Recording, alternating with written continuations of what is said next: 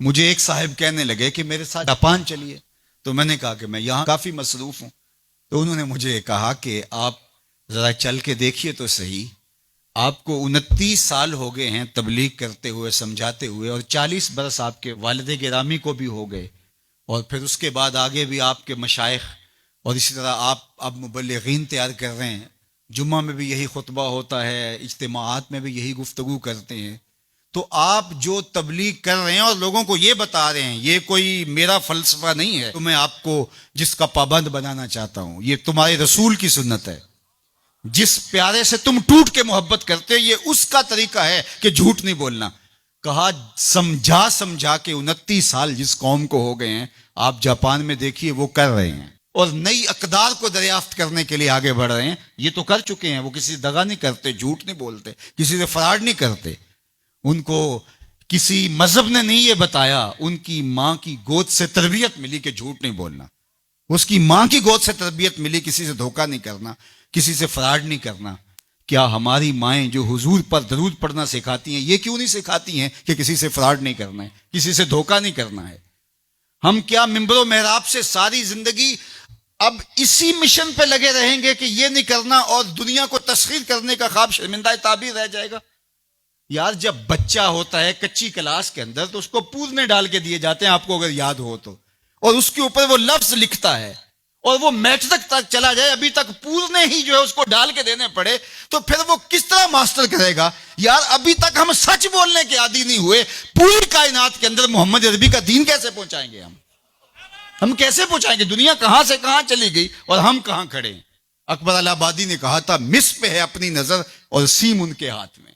ہم ابھی تانبے کو دیکھ رہے ہیں اور وہ چاندی بھی اٹھا کے لے گئے. اب وہ کائنات کو تسخیر کرنے جا رہے ہیں، اور ہمارا بھی یہ مرحلہ طے نہیں ہوا کہ ہمسائے کو تنگ نہیں کرنا چاہیے، ہمارا یہ مرحلہ طے نہیں ہوا کہ کسی کو تکلیف نہیں دینی چاہیے. انسانی سوسائٹی، انسانی معاشرت کے خد و خال ہیں واضح، اور اسلام نہ بھی ہو تو کفر کے معاشروں کے اندر بھی یہ پایا جا رہا ہے کہ ہمسائے کو تکلیف نہیں دینی، کسی کو دکھ نہیں دینا، فراڈ نہیں کرنا، جھوٹ نہیں بولنا، 2 نمبر چیز نہیں بیچنی. اور ہم کیا ہیں؟ ہم تو دوائیوں کے اندر بھی ملاوٹ کر لیتے ہیں، اور مسلمان ہم ہیں جیسے ہم عاشق رسول ایسے زمانے میں کوئی نہیں. اور جو جان بچانے والی دوائیاں ہیں ان کے اندر بھی ہم ملاوٹ کرتے ہیں. ہمیں شرم آنی چاہیے. ہم کھڑے کہاں ہیں؟ دل مسلمان ہے تیرا نہ میرا، تو بھی نمازی میں بھی نمازی، پڑھے جائیں نمازیں، یہ ٹکرے ہیں اور کچھ نہیں ہے. ہمارا دین ہم کو ایک ایسی پاکیزہ زندگی گزارنے کی تلقین کرتا ہے.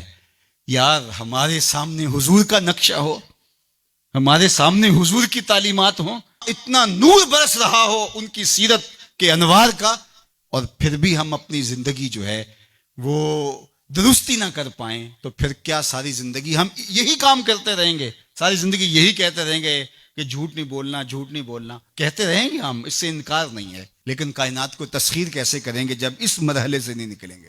تو میری آرزو یہ ہے کہ دیکھو میں نے اپنی قبر میں جانا ہے، آپ نے اپنی لحد میں اترنا ہے. میں اور آپ اپنے آپ کو یہ مت سمجھیے کہ وہ سنورے گا تو معاشرہ ٹھیک ہوگا. معاشرہ ٹھیک ہو نہ ہو، مجھے ٹھیک ہونا ہے. مجھے اپنی زبان کو کبھی بھی جھوٹ کی بدبو سے متعفن نہیں ہونے دینا. مجھے کبھی بھی کسی کو اذیت نہیں دینا، چاہے وہ میرا ہمسایہ ہے یا میرا دشمن بھی کیوں نہ ہے. مجھے کسی کے لیے غلط نہیں سوچنا ہے، اور کسی کو نقصان پہنچانے کی منصوبہ بندی کی دور کی بات ہے، وسوسہ بھی آئے کسی کو نقصان پہنچانے کا تو اس کی بھی نفی کرنی ہے، کیونکہ میں اس آقا کا غلام ہوں جو رحمت للعالمین ہے. تو اس آقا کے لائے ہوئے نظام شریعت کو نافذ کرنے کے لیے ہمیں عملی قدم اٹھانا پڑے گا.